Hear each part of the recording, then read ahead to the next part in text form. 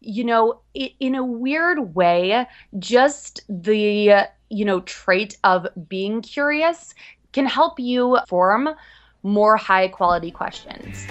Best ever listeners, before we get into today's episode, I want to mention Trevor McGregor. Trevor is a real estate results coach. I've been paying him and working with him for years now. He actually is responsible for giving me the idea to do a podcast. So it's not only about transactions that he gives advice on how to find more deals, how to make more money, but also how to build a holistic plan around your real estate entrepreneurship endeavors. That's what I love about working with Trevor, that and being held accountable for what I say I'm going to do and actually making sure that I follow through and do it. I feel like I'm a pretty results-oriented, accountable kind of person, but it's always nice to have someone who's there guiding you along the way and giving you strategy as well as psychology tips for how to deal with, the things that come up as a real estate entrepreneur. Trevor has made a wonderful offer for the best ever listeners, and that is that he's offering a free coaching session. Go to coachwithtrevor.com. That's coachwithtrevor.com. Highly recommend him. I've worked with him before. I'm currently working with him right now as my business, as my real estate investing coach. Highly recommend you do the same. Take him up on his offer. Get a free coaching session. coachwithtrevor.com. Best ever listeners, how you doing? Welcome to the best real estate investing advice ever show. I'm Joe Fairless, and this is a show where we cut out all the fluffy stuff. We get straight to the investing advice that moves your business forward. And we don't just speak with real estate investors. We also speak with professionals who can help you hone your business skills and build a better company that is ultimately more profitable so that you can spend your time how the heck you want to spend your time. And since today is Sunday, of course, we're going to do a special segment called Skill Set Sunday. And with us, we've got Aaliyah Levinson. How you doing, Aaliyah? I'm doing great. How are you? I'm doing very well, and I'm so grateful to have you as a guest on the show. And a little bit about Aaliyah. She coaches emerging female entrepreneurs in conquering hesitancy, overwhelm, and fear to launch their service-based businesses. She is a certified professional coach and holds an MA in writing and is based in New York City, New York. She is going to talk to us about the skill of asking questions. And boy, oh boy, is this an important skill for real estate investors to know. And if you know it, then to hone it. That's for sure. So I'm looking forward to diving in. But before we do, Aaliyah, you want to give the best ever listeners a little bit more about your background and what you're focused on, and then we'll get into it.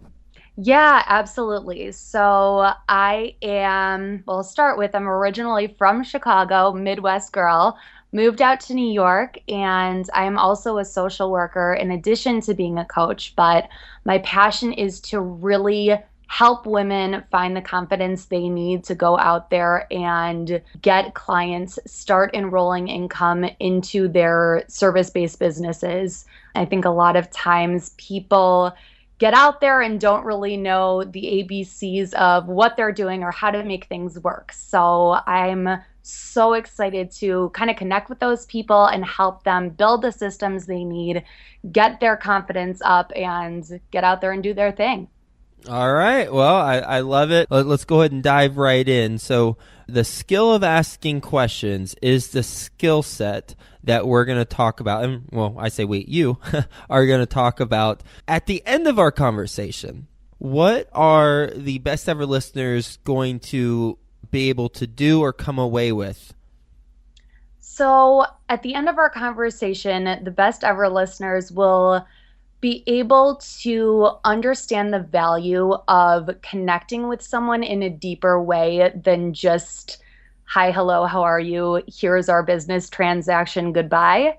They'll be able to know how to ask questions that lead into a connection that's so quality and valuable for creating those relationships with someone and ultimately building the type of business that you want. Love it. help me understand and help the best ever listeners understand, how the heck do we ask better questions or high quality questions? Yeah, absolutely. So one of the main things I think that's super important when it comes to this is reinvigorating your own sense of curiosity, both about yourself, about your business, about the world, about other people. So one of the best ways to start is getting a little more analytical with what you want and what you're curious about just every day, kind of digging deeper. Okay, well, I think I want to, look at this property or talk to this person or speak with this investor. Well, why? What is that going to do for me? What kind of connects me to my desire to do that?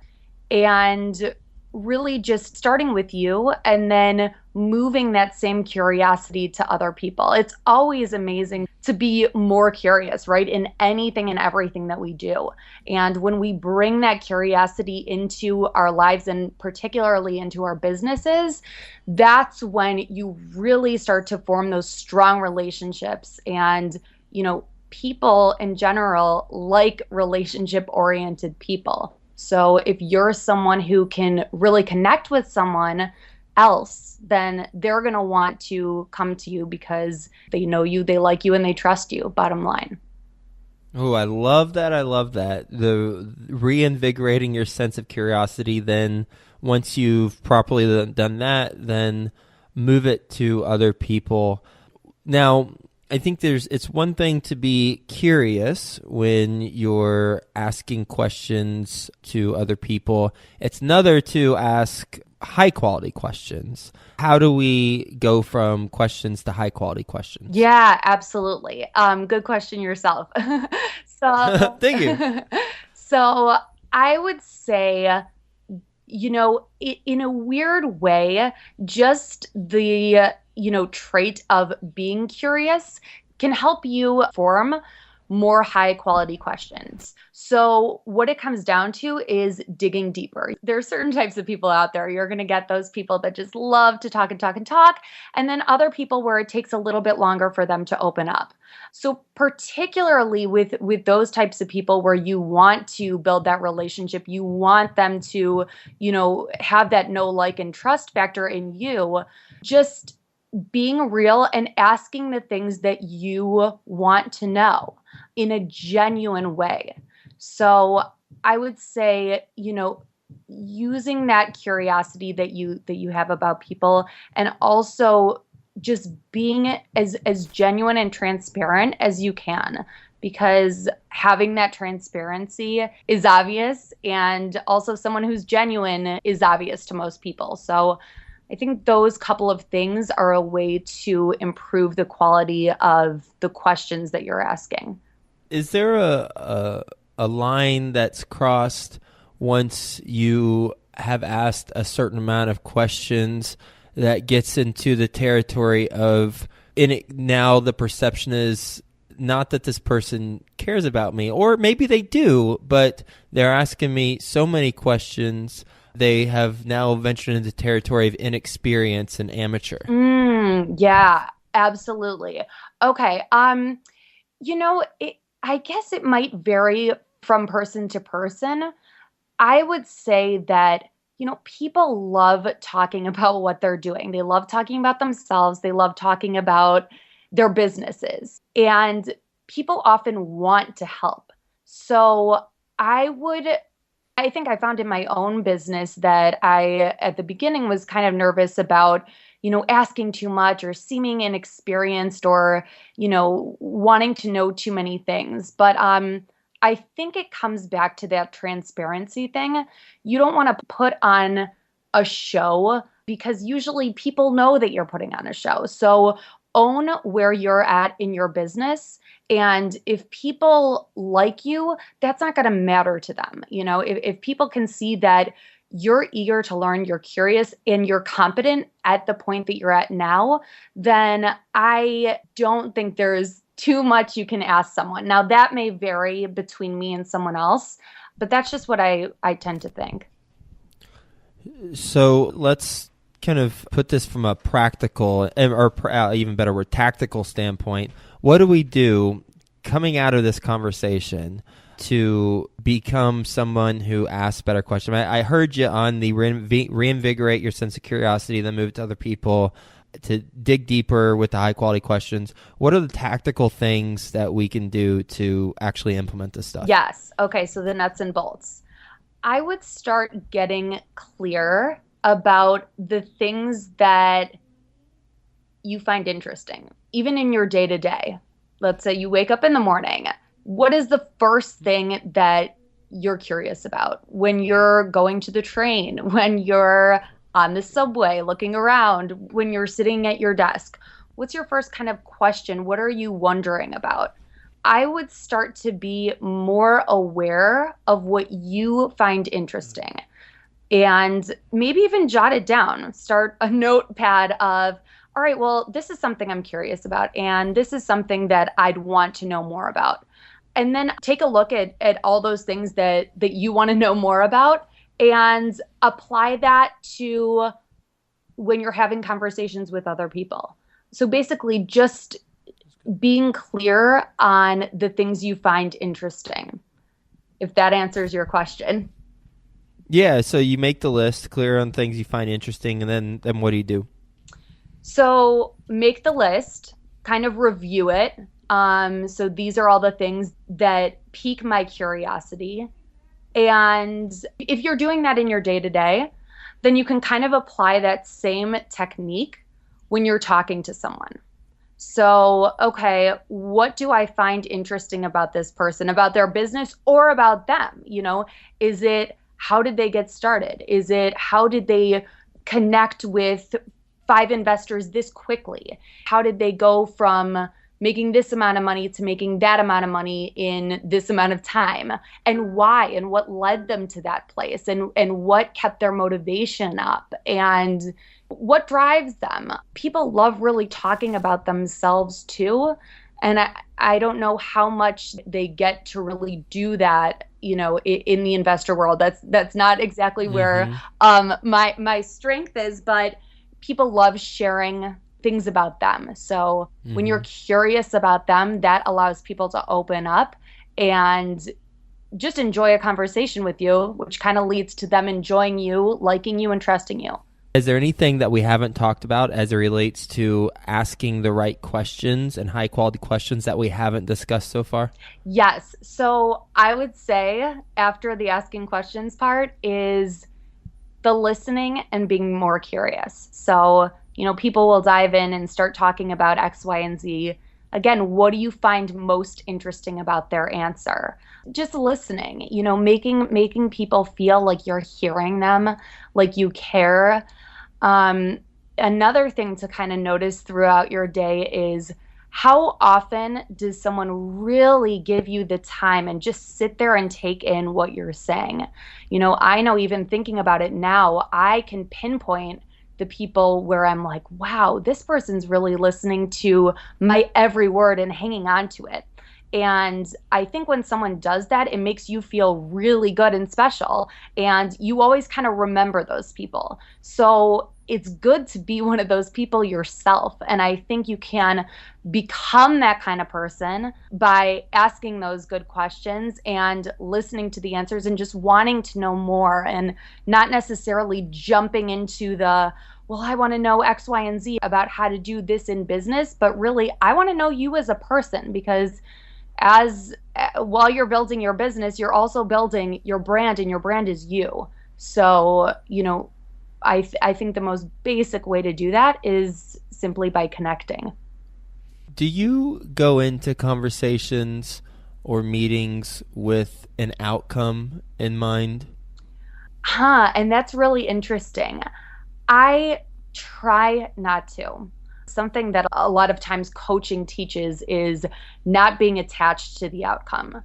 Because if you have that kind of strength, security, confidence in yourself, then no matter what goes down in that business meeting or with the person that you're speaking with, it really doesn't rock or shake you, because and you trust that you're going to be able to form more connections, meet more people, make new acquaintances, find more investors, whatever it is that you're looking for, the outcome of what you're in right now, the goal, I would say, is for it not to rock your world, basically. It's always good when good things happen. That's great, and they should be celebrated. But no one really makes or breaks you. That's why I think it's a good thing to practice being unattached from the goal or from the outcome. If you have a potential new business contact or person, and they're it's a female entrepreneur right up your alley, who wants to conquer hesitancy, overwhelming fear to launch her service business. So it's exactly what you focus on, and you know that you've had a lot of correspondence up to this point. You have another meeting with her set up. Do you not, and this is a leading question, so excuse me for this, but do you not have an outcome at the end of this meeting to say, okay, are we going to be partnering, or is this a good fit for both of us? Or are you simply listening the entire time, and then whichever direction it goes, it goes? I think that you can have in mind the outcome that you would obviously want. If this client is a good fit for you, a good fit for your program and services, then of course it's someone that you ideally would love to work with. So in that case, it's kind of about getting that person, if you believe in the value of your offer and you believe that this person would really benefit, then it kind of becomes about getting that person to see that and know that and, trust in what program you're offering them. So I think it comes down to a matter of what you want, which could be enrolling that particular client. But again, if it doesn't happen, that doesn't mean that, the world's over. Basically, it's knowing what you want, but being unattached to whatever the outcome is, if that makes sense. All right. Well, is there anything else that you want to mention to the best ever listeners before I quickly wrap up and we close this out? Yeah, just go out there, ask good questions, form relationships, build your know, like, and trust factor, and really be you. Because I think at the end of the day, and it sounds kind of cheesy, but it's a saying for a reason. People want to get to know you. They don't want someone who puts on airs. It's really transparent when someone's doing that. So just be you. And if anyone needs more information on ways to ask better questions or be you, they can check out my website where I offer a free training. Awesome. Well, your Aaliyah Levinson, AleahLevinson.com is the website, and I'll also have that in the show notes page. Thank you so much for being on this special segment of Skill Set Sunday, talking about how to ask the right questions and make sure that they're high quality questions. As you mentioned, you start by reinvigorating your sense of curiosity.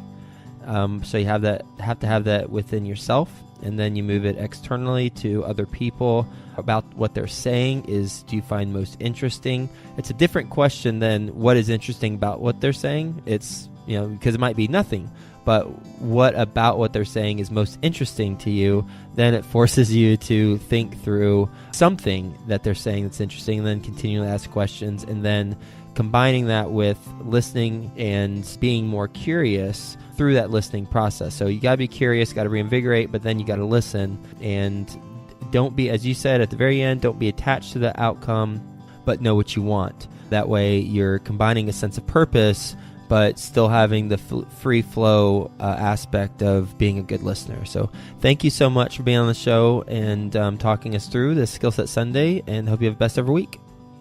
Thank you.